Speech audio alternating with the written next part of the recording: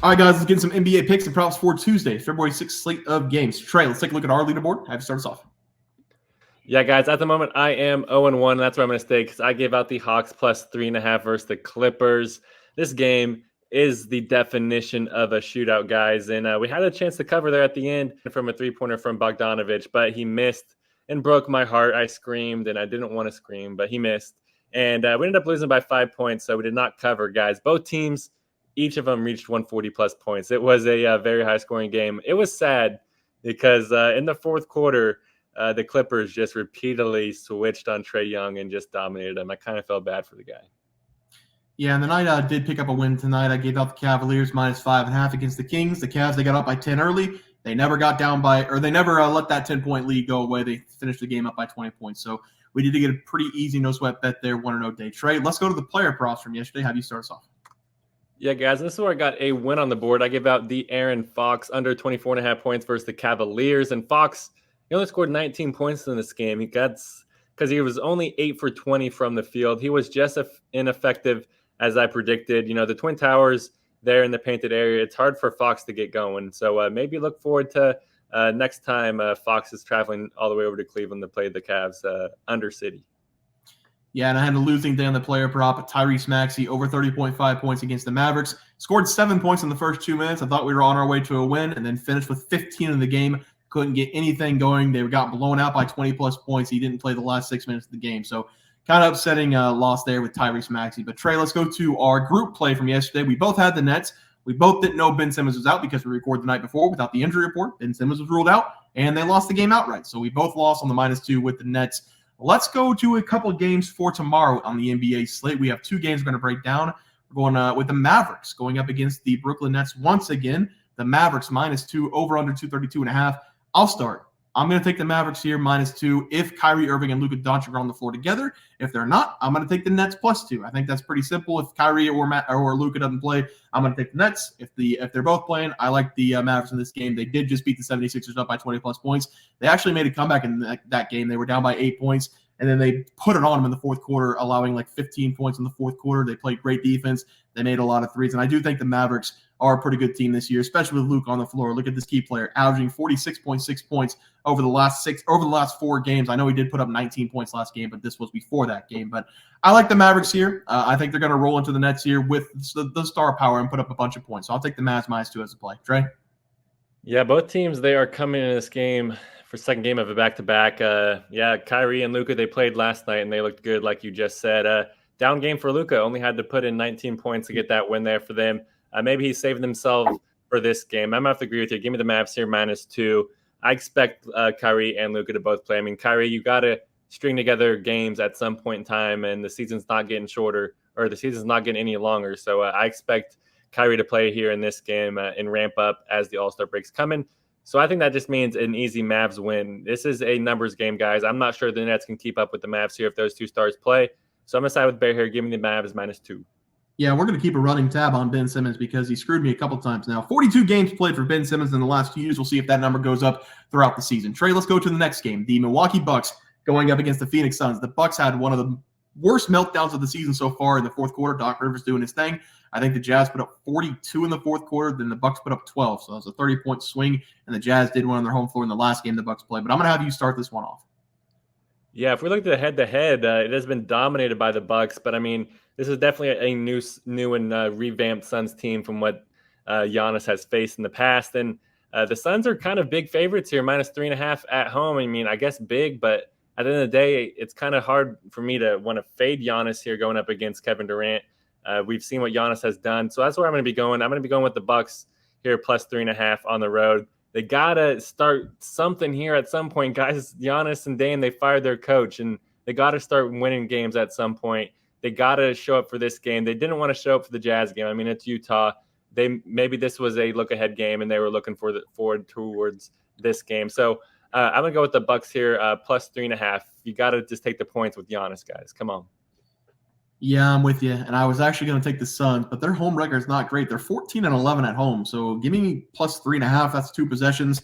I like the Bucks with you. I think they come back off of that horrible loss, 30-point blown lead not 30-point blown lead, but a 30-point swing in the fourth quarter. They're going to be a little bit more angry in this one. They're going to come out and try to win this game on the road. I mean, they are the better offense. I think they're pretty good defensively, but look at these key players. Damian Lillard, 34.7% from three, lowest in his career, and Devin Booker, 14 points in his last game. Two players coming off really bad games. Damian Lillard hasn't been good all season. Maybe we see an uptick from both those guys, but I can see both these players having a bounce back performance, but I'm going to take the Bucks with the points. I think it's too many points, especially with these teams being neck and neck in terms of being as successful this season. So I'm going to take the Bucks with you plus 3.5. Trey, let's go to our plays for tomorrow. Have you start us off?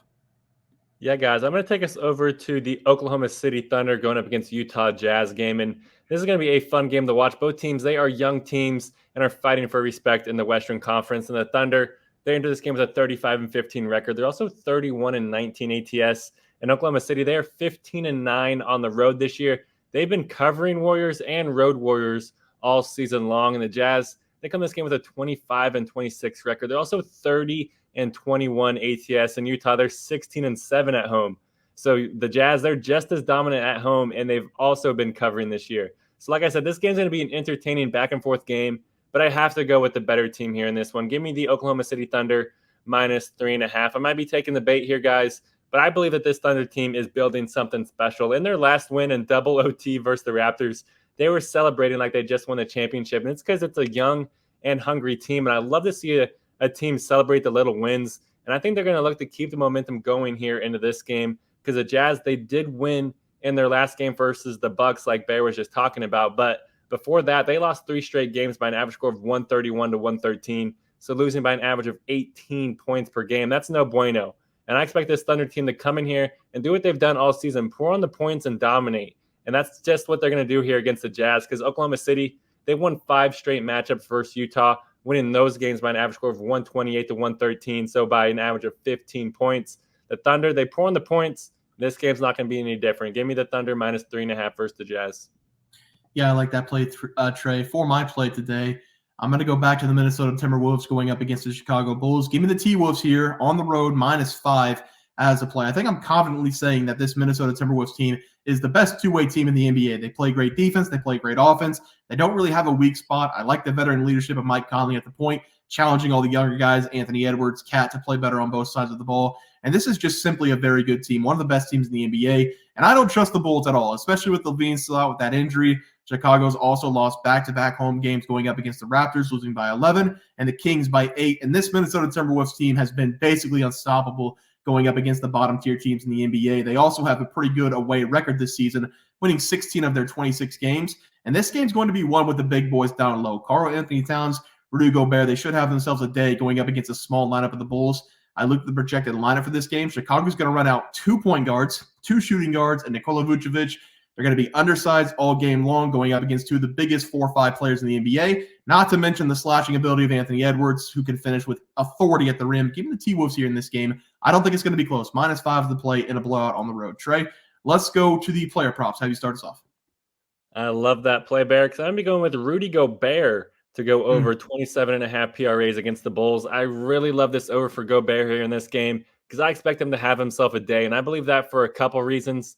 After getting snubbed from the All-Star game, Gobert has been on an absolute tear, and Gobert, he also loves playing against Chicago because since he got snubbed, like I said, Gobert, he's averaging 18.4 points, 16.2 rebounds, and 1.5 assists per game, which comes out to 36.1 PRAs per game, which is way over this number. And I kind of expect him to keep this momentum going because, like I said, he loves playing against Chicago because over his last 8 games versus the Bulls, pretty big sample size dating back to 2019, Gobert, he's averaging 18.1 points, 15.4 rebounds, and 2.1 assists per game. That's an elite level 35.6 PRAs per game, which is also way over this number.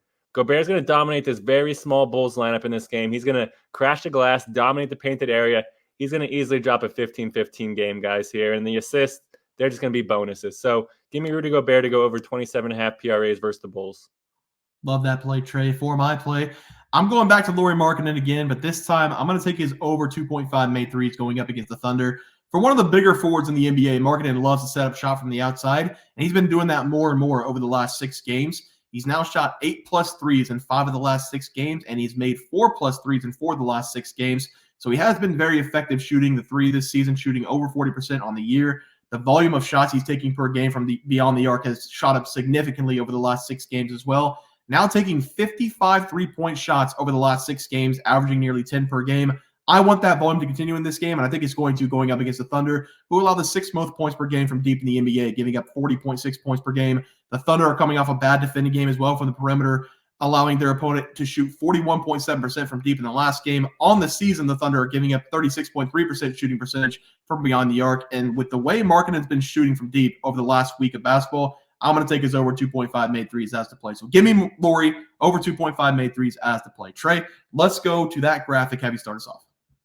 Yeah, guys, I'm going to go with the Thunder here, -3.5 versus the Jazz. And me and Bear, we each kind of mixed and matched our game picks and our player props right here. And but I expect the Thunder to dominate here in this game. They're going to go on the road, put on the points. It's going to be a great pair for even if you want to pair it with Bear's pick, because Lauri's going to have to throw in a bunch of threes to keep up with the Thunder here in this game. And I'm also going with Rudy Gobert to go over 27.5 PRAs versus the Bulls. He dominates the Bulls. He's been dominating since his snub. This is just going to be another game on the register, guys.